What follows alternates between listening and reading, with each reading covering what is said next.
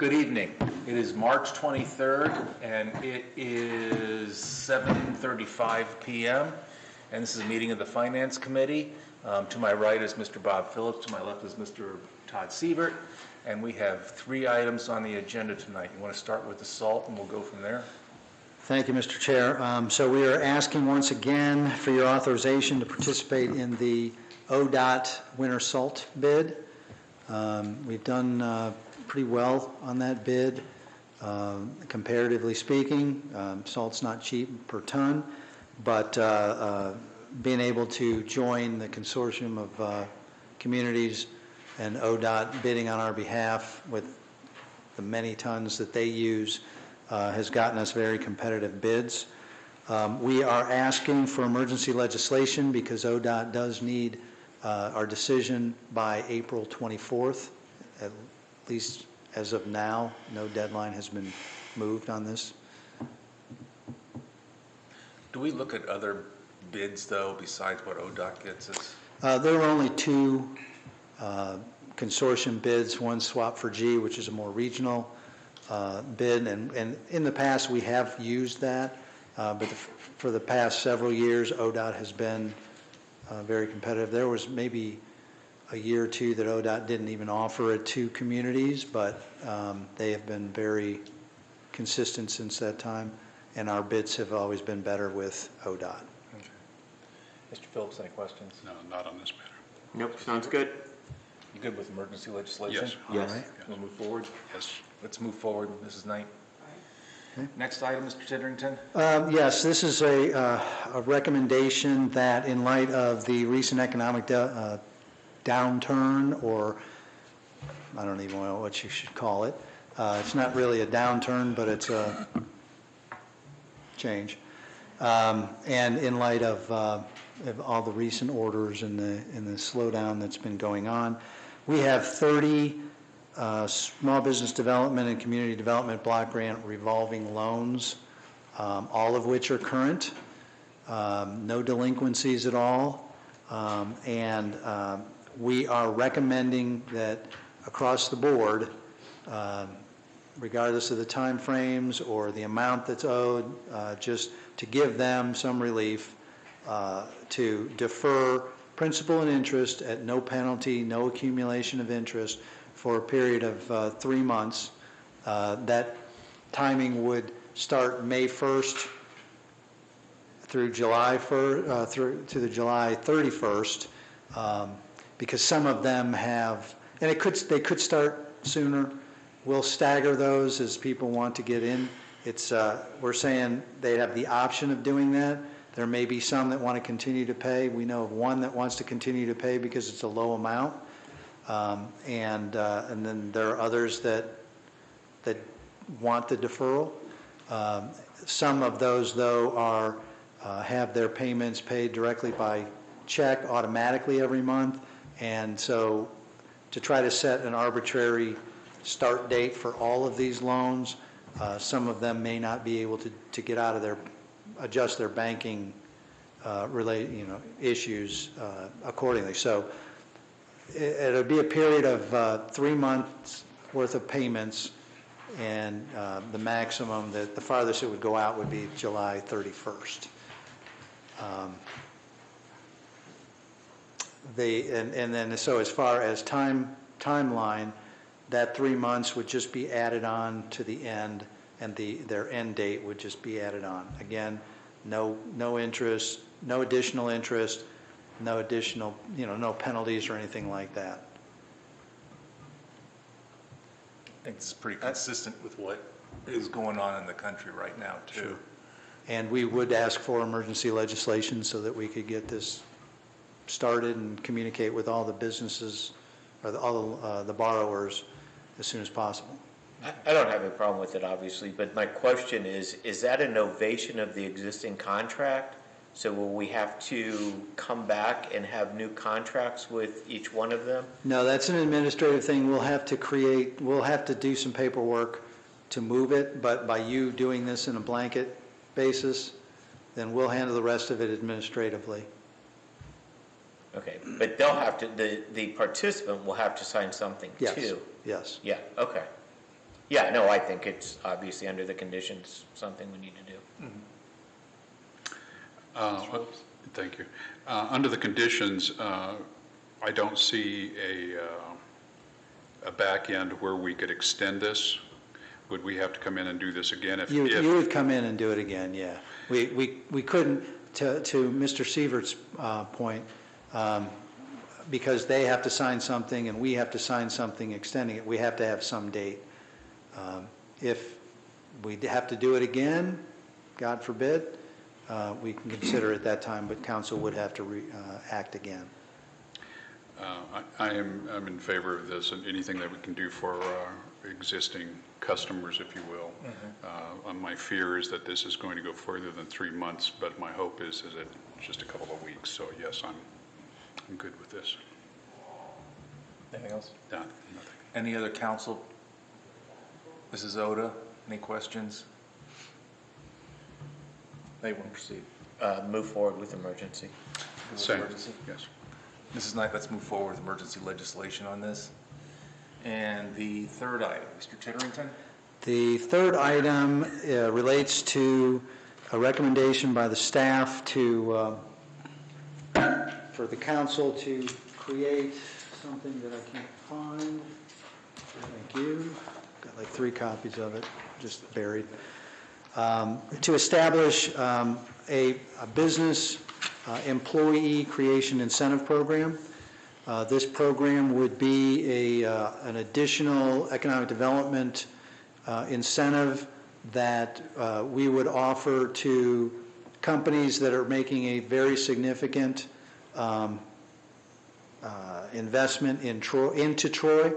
I neglected the work session to talk about the other part of that, and I'll talk about that in a second, because this is a program that we feel we need to honor those businesses that we already have in town, many of whom have done expansion projects in the past. This would not affect and impact the projects that have already been done, but certainly as those companies continue to reinvest and expand, which is anywhere from 70 to 80% of our job growth. We have a column on that sheet that we talked about that would provide an incentive for them, but I'll come back to that. In general, what this would be is we would provide a 25% reimbursement of payroll withholding taxes paid to Troy. So it would be a reimbursement the year after the payroll is generated, 25%, but a company coming from outside Troy into Troy would have to commit to a minimum of $10 million in additional payroll to qualify for that. They'd also have to commit to paying average employee wages of at least 175% of the Ohio minimum wage. And in that way, you ensure that you're getting quality jobs, working wage, significant number of jobs, and because they're moving into Troy, we know that they're making capital investment, buying a building, building a building, and renovations and upgrades that they no doubt would have to make for their manufacturing lines if it's a manufacturer. To qualify also, you would have to be a manufacturer. You would have to or be an R&D or a high-tech industry, as well as distribution location. So that's the relocations into Troy, and there are parameters that we have. We have a maximum amount of the incentive set at $100,000. We have there are commitments that they need to make. They need to get to that additional payroll within 4 years. There's a clawback provision where if they move back out of town of Troy within 10 years, depending on the time frame, could be anywhere from 50% to 100% reimbursement to us of that reimbursement. And so there are some parameters that would be in place. As far as expansions within Troy, The additional payroll withholding would be set at a minimum of $2.5 million, so significantly lower, but there would have to be one component that's not in the relocation is that in addition to that additional payroll, they have to make a significant capital investment of at least $20 million. Their incentive would be a maximum of 6 years, so it's a smaller program, but again, it's a nod to our existing companies to continue to make investment and reinvestment into Troy. What we're asking is for the council to pass a resolution establishing the program. There would be an application process that a company would submit to the staff with all of the guidelines on it, and we would cross-check and make sure that they meet the minimum qualifications. But ultimately, each project has to come to the council for approval. So you are not approving a project, you're approving the program and the parameters around that program. This would be in addition to other incentives that we offer, such as the community and reinvestment area property tax abatement, or if they wanted to go the enterprise zone property tax abatement, those would be two others. And they also have to submit that they have explored any other local, state, or federal incentives as well. Would this affect schools at all? This would not, no. This is only payroll withholding that is paid to us. Okay. Mr. Phillips? No, I don't have any questions at this time. Mr. Siebert? Payroll is paid to the locality where the employee is, It's paid where you work first, pay where you work first. yes. Okay. So basically, this will be taken from the employees, paid to us, and then we're going to give it back to the employer. Correct. The $20 million threshold, is that just, how'd you come up with that? Is that an arbitrary, is that discretionary? Because I saw your little sheet. That's the reason I'm concerned. If you send that out and somebody wants to do a $17 million but a $4 million payroll. Again, we can take any of these projects to you. You can vary from the parameters of this. If they have a $4 million payroll increase and $17 million in capital, we don't want to come up with a grid and a chart if you do this and that, and that gets too much in the details, and you kind of lose flexibility that way.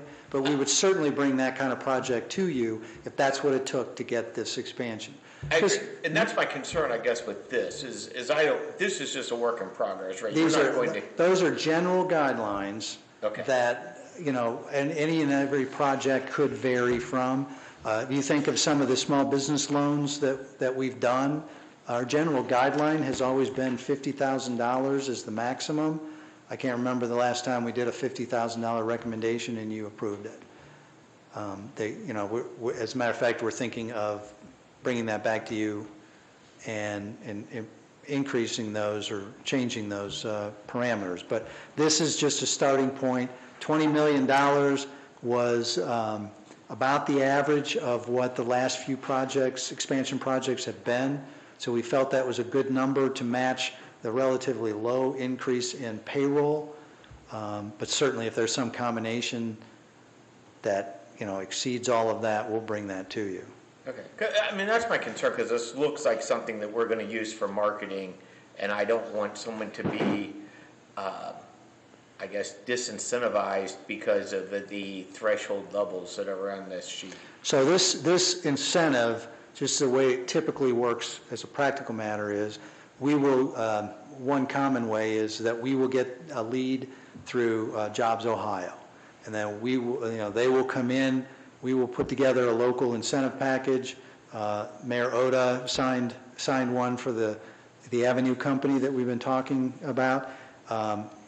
And then we typically will bring these up to them. And so, you know, if it's 4 million, 17 million, instead of 2.5, 20, certainly one that, especially if it's last dollar in, that could get us over the hump, if you will. We'd be more likely to bring that up to them than them have this. It's going to be on our website, and they may dive in and ask about that. And if it's close enough, they're going to ask us anyway. Okay. Yeah, I don't have any problem with it. I just don't like solid cutoff lines when you're in sort of a discretionary standard. Agreed. Any other council people have any questions? Mr. Schilling?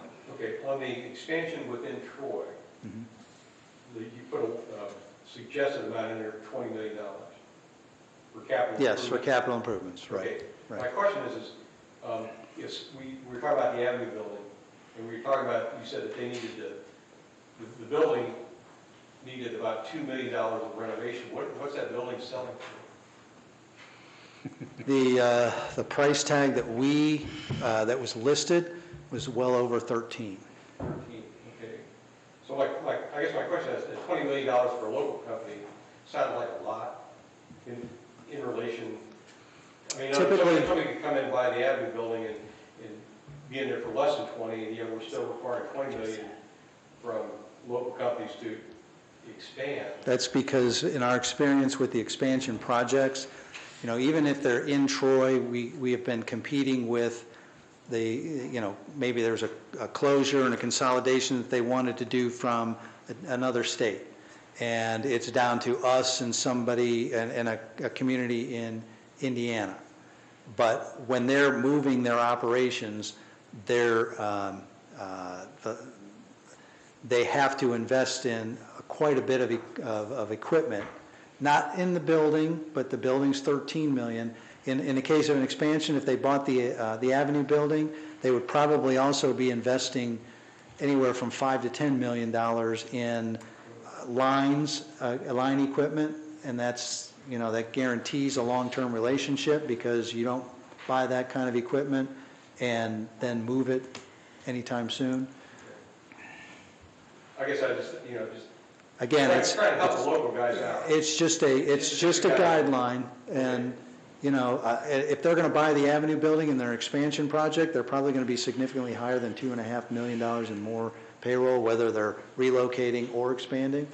So, you know, there's a lot of flexibility in this, and that's the reason why you're just proving the framework, and every project stands on its own. But we want to make this a high impact incentive that follows everything else that we can. I mean, there are other projects we have incentivized the company by providing water, sewer, or stormwater improvements. We've of course done the property tax abatements. You know, we've done road improvements to benefit the companies as well. So there's a variety of different things. And we are asking for emergency legislation because with a current company interested, we'd like to be able to make that offer to them as quickly as possible. Any other council people have any comments or questions?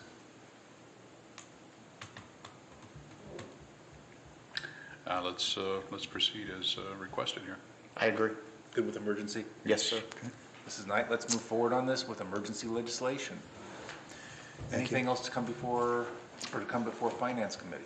No, sir. We are